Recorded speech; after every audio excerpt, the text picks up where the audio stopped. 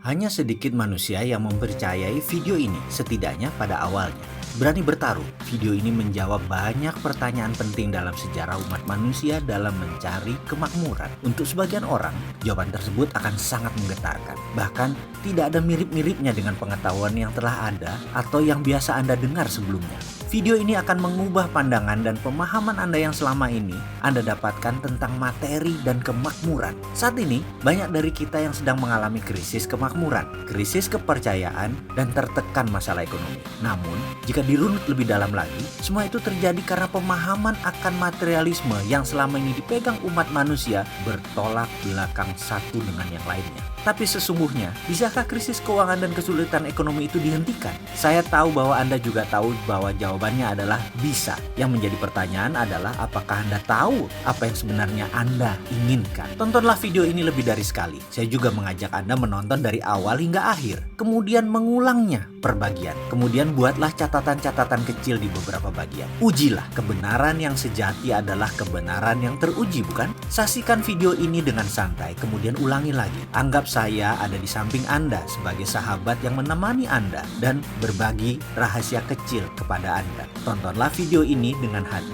tapi pastikan gunakan lebih dari satu hati. Hati-hati. Banyak informasi dalam kehidupan ini, terutama dalam mencari kemakmuran, menjadi tidak akurat setelah Anda menonton video ini. Tetapi garansi, pasti hasilnya lebih baik. Itulah jawaban mengapa dunia sekarang dalam bahaya yang sangat besar, karena kemakmuran seakan tidak bisa dicapai oleh semua orang. Hanya segelintir orang yang kebetulan bernasib baik memperolehnya. Kembali pilihan ini ada pada kita. Siapkah Anda menulis sejarah hidup Anda? Kita mulai dengan otak sama, nasib beda. Ketika berbicara soal kemakmuran, prosperity conscious atau kesadaran kaya, selalu menjadi hal pertama yang saya bahas adalah kata-kata. Ini menekankan bahwa cara kerja otak adalah pilihan. Jadi bagaimana Anda memprogram otak Anda untuk menjadi seorang yang kaya, Andalah yang menentukan. Artinya, kaya itu pilihan. Siapa yang ingin mendapatkannya pasti dapat, karena kaya itu hak semua orang. Ini sekilas fakta tentang otak. Bangsa manapun di dunia, ukuran otaknya, baik ukuran panjang syarafnya,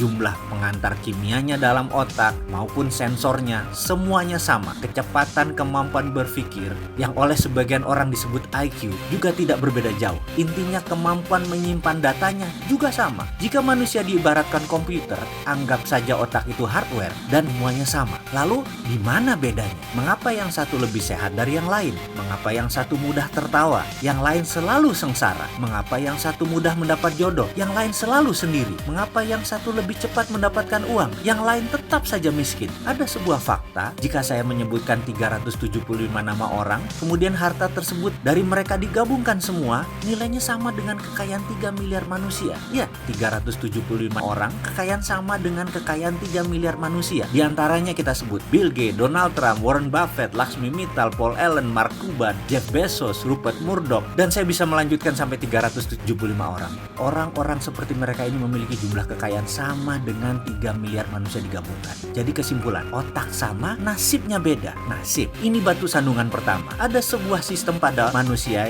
yang namanya belief system atau sistem keyakinan. Ini ditanam di subconscious atau di pikiran bawah sadar seseorang. Jika sudah ditanam di posisi ini, untuk mengubahnya perlu teknik khusus. Kalau menggunakan cara biasa tidak akan pernah berubah. Misalnya kebiasaan merokok. Maaf ya, saya mengambil contoh merokok karena mudah dipahami. Saya tidak merokok, tapi saya bukan anti orang perokok. Prinsip saya merokok itu baik, tidak merokok itu lebih baik. Itu hanya sebuah pemahaman dan pengambilan posisi dalam melihat sesuatu. Kembali ke merokok sebagai contoh. Dalam iklan televisi dikatakan secara vulgar, merokok bisa menyebabkan kanker, gagal janin, penyakit paru-paru, dan lain sebagainya. Apakah dibaca oleh setiap perokok? Iya, namun apakah mereka lantas berhenti merokok karena takut akan peringatan tersebut? Tidak juga. Mengapa? Itulah kerja otak. Otak conscious yang menguasai informasi pengetahuan hanya menguasai 12% dari sebuah tindakan. Subconscious, bawah sadarnya 88%. Informasi tadi hanya menempel di conscious, tidak menjadi gerak karena dalam database otak, subconscious menyatakan merokok itu nikmat. Jadi itulah yang terus dilakukan olehnya, merokok.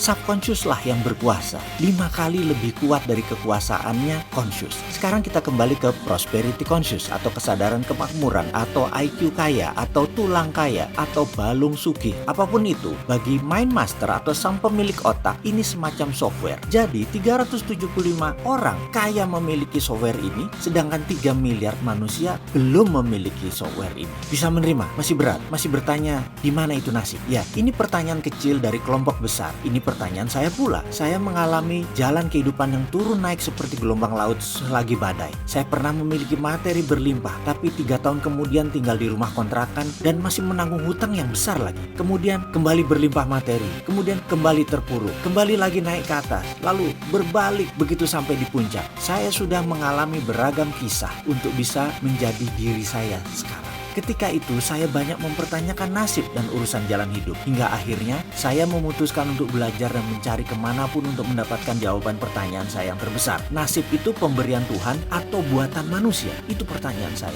Saya tidak kaget jika pertanyaan itu membuat Anda memutuskan berhenti menonton video ini hingga di chapter ini. Karena belief system Anda menyatakan rezeki sudah ada yang mengatur. Sementara kalau diteruskan ternyata rezeki itu manusia yang mengatur. Yang selama ini kita kenal dan melaksanakan sesuai sistem Tuhan. Ini sungguh menyesakkan, bukan? Tapi kalau itu kebenaran yang terjadi, bagaimana? Izinkan kosongkan gelas Anda. Ke depan akan ada banyak hal yang menyesakkan dada Anda. Saya tetap akan melanjutkan kisah dalam video berikutnya untuk Anda sahabat semua. Karena saya tahu sekali, fakta bisa merubah kebenaran. Ya, kebenaran Anda akan ditantang ke batas ujung dengan fakta-fakta yang akan saya berikan. Beranikah Anda meneruskan video selanjutnya?